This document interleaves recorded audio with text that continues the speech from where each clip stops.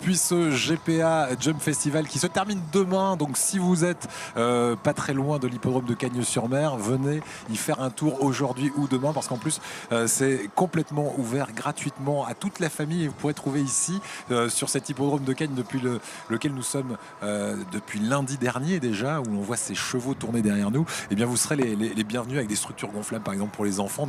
On peut faire effectivement du cheval ici mais pas uniquement, et on va vous inviter à nous rejoindre tout le week-end. Nous sommes pour ce samedi 8 avril en compagnie de Tima Uriel qui a écrit un livre qui va faire du bien à tous ceux qui ont perdu tout espoir. Ça s'appelle Renaissance. Elle va nous raconter son chemin de vie.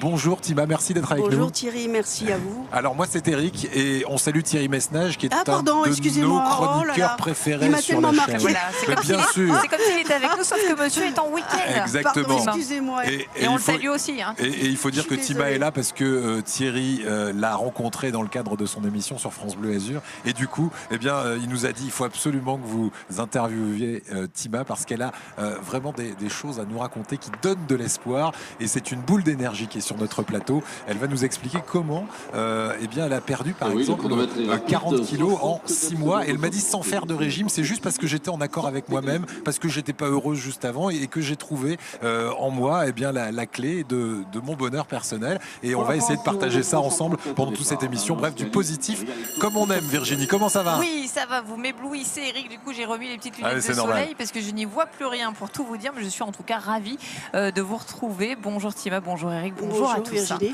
Alors Virginie, avec vous, on ira au cinéma notamment. Exactement. Voir un film qui va faire hurler de rire la France entière et qui fait hurler de rire la France entière depuis mercredi dernier. Ça s'appelle À bras ouverts. Exactement, avec Christian Clavier et Elsa Zilberstein entre autres. Et puis autre film que j'ai sélectionné pour vous. Alors là, on va changer de registre. C'est un thriller avec Lambert Wilson, mais pas que. Ça s'appelle Corporate. C'est sur la souffrance dans le monde du travail. Je vais vous en dire plus dans le courant de cette émission. Et puis celui qui va dessiner notre invité, comme tous les jours, du lundi au dimanche, lui non plus ne fléchit jamais, c'est Rémi Molinari.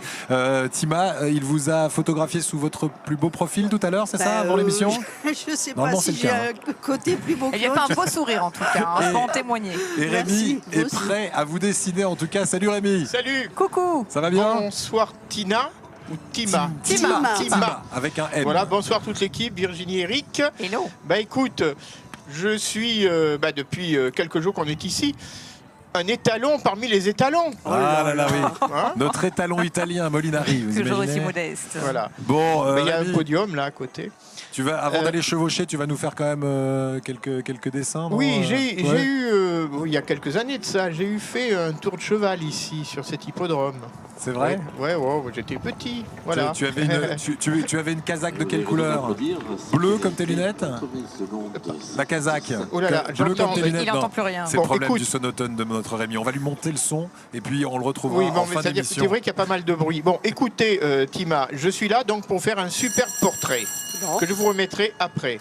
Voilà. Ouais, c'est très On sympa. vient d'entendre la sonnerie de la fin de la récréation. là. C'est ça. Alors allons-y, tu reprends le crayon et on se retrouve tout à l'heure. Rémi, merci À beaucoup. tout de suite.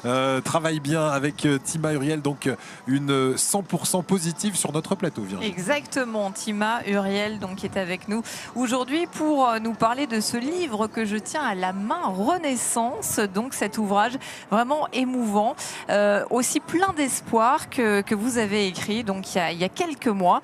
Vous avez eu un très gros passage à vide, on va commencer par ça, c'était en 2003, c'est ça. Tima, oui. Qu'est-ce qui s'est passé donc, en 2003 ce qui fait que vous êtes sur le plateau aujourd'hui avec nous pour nous parler de ce livre Renaissance. En 2003, j'avais une vie très heureuse, très bien. Et puis suite à un accident, on m'a découvert une maladie. Cette maladie m'a donné des médicaments assez forts. J'ai dû m'arrêter de travailler. Je fais vite parce que sinon on passerait l'après-midi. Donc j'ai dû m'arrêter de travailler. Donc j'avais double casquette, je travaillais, j'étais gérante de société de ma maman et il a fallu que j'arrête absolument tout et ça a été petit à petit la descente aux enfers. Maladie, donc problème financier, séparation aussi. Oui, séparation de couple votre mari. aussi, et puis tout qui s'enchaîne, et mon associé, ma mère qui disparaît, et puis l'opulence qui commence à partir, et les gens vous regardent plus comme avant. C'est ça, beaucoup de personnes vous tournent le dos à ce tout le moment-là. monde. Ça permet de faire le tri aussi, Tout Tima, le non? monde, je peux vous dire que tout le monde s'est détourné de moi. Alors tout le monde, mais est-ce que ça permet pas de faire le tri aussi, ces Ben, moments c'est où une on est sacrée vraiment notion. au plus bas? Voilà. C'est pour ça que ma vie aujourd'hui, elle est totalement différente, avec des gens totalement différents et des gens. Et je suis très heureuse de ce parcours, parce que j'aurais jamais rencontré les gens que je rencontre actuellement. Alors, et pour moi, c'est du bonheur. Et c'est ça, en ce fait, parcours, on va essayer de le comprendre, hein, et d'aller jusqu'au bout. À partir du moment où vous êtes vraiment au plus bas, on l'a dit, hein, maladie, problèmes financiers, etc. Ouais. Comment est-ce que vous remettez un pied, Ben, coup de pied dans le fond? Vous savez, Eric, il a fallu, comme je disais à Virginie tout à l'heure, ce sont des petites rencontres. Il n'y a pas de hasard dans la vie. Les gens sont là sur votre chemin, qui que ce soit, sont là dans votre chemin pour un but bien précis. Et ça, j'en suis convaincue, j'ai pris conscience lorsque j'ai écrit ce livre. Parce que au bout du bout, j'en pouvais plus. J'étais écrasée par la maladie, écrasée par les dettes, écrasée partout. Et seule, je faisais lit, fauteuil, lit. Je marchais avec des béquilles. J'avais un oxygène la nuit. J'avais 40 kilos de plus. Les gens disparaissaient. Le regard des autres, je vous dis pas, changeait. Et d'ailleurs, alors le titre complet du livre, on va y revenir, c'est Renaissance, tu m'as fait revivre quand je descendais à la tombe. Vous vous adressez, on peut le dire, à un petit garçon d'origine cambodgienne. C'est lui qui vous a permis, comme vous le disiez, Eric, il y a un instant, de remonter quelque part. C'est ce petit garçon, qu'est-ce qu'il vous a dit? La vie. Qu'est-ce qu'il vous a dit? Il m'a sauvé la vie, il avait 7 ans à l'époque. Et on est allé voir un film, je ne sais plus quel genre de film c'était, mais style Star Wars, un truc comme ça. Donc rien à voir avec la discussion qu'on allait avoir. Et puis en sortant, j'avais déjà fait le cheminement d'en finir avec la vie. Hein. Oui, c'est la question que j'allais vous poser. Quand on est aussi mal, vous avez pensé à un moment j'avais pas le courage, j'y pensais de plus en plus, mais je ne trouvais pas le courage de le faire. Et j'étais vraiment décidée à en finir. Et ce jour-là, lorsque je suis sortie du cinéma avec ce petit garçon, il me regarde et il me dit « Babar, je veux que tu vives ». Pourquoi Babar? Il vous appelle Babar. Parce que 40 kilos de plus? Non, mais c'est pas ça. Non, parce qu'on peut imaginer. Non. Oui, c'est vrai. Vous voyez, c'était prémonitoire. Hein. Non, parce que quand il était petit, pour l'endormir ou pour jouer, je faisais Babar l'éléphant, quoi. Ouais. Donc c'est resté Babar. Et vous le connaissiez d'où, ce petit garçon? Parce que vous le connaissiez de très longtemps. C'est ma meilleure amie. Voilà. Et donc ce petit garçon qui avait 7 ans m'a regardé très très sérieusement, avec une voix assez grave, et il m'a dit « Tu sais, Babar, je veux que tu vives ». Et ça a été un électrochoc pour moi. Parce qu'il avait senti que vous étiez mal au point d'en finir. C'était le seul, du haut de ses 7 ans, qui avait senti tout ce mal-être. Ce mal-être et cette fin de vie que je voulais, quoi. Ouais. Vous voyez ce que je veux dire? Ça a commencé par lui. Et à partir de lui,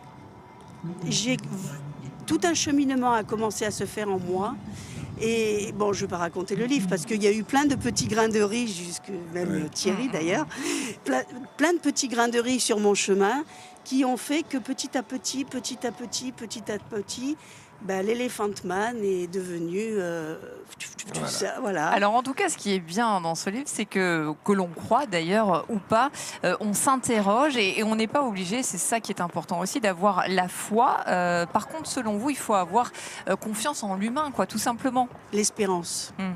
L'espérance et l'amour. Parce que vous savez, au fond de nous, on a tous, même le plus mauvais des mauvais, je dis toujours, on a tous une petite flamme.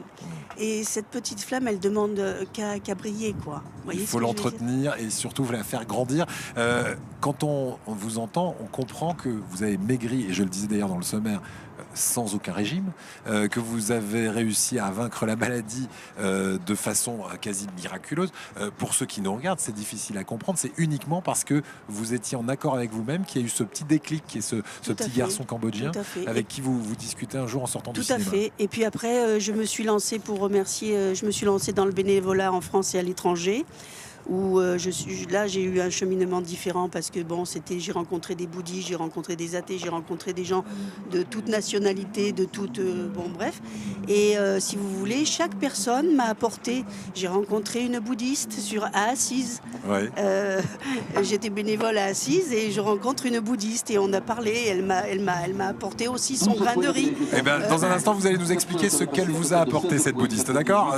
Voilà. Et aujourd'hui, on ne parle pas d'une religion en particulier, on parle aussi de toutes les religions et tout ce qui permet effectivement de se raccrocher à cette petite flamme et la faire grandir, comme vous le disiez à l'instant.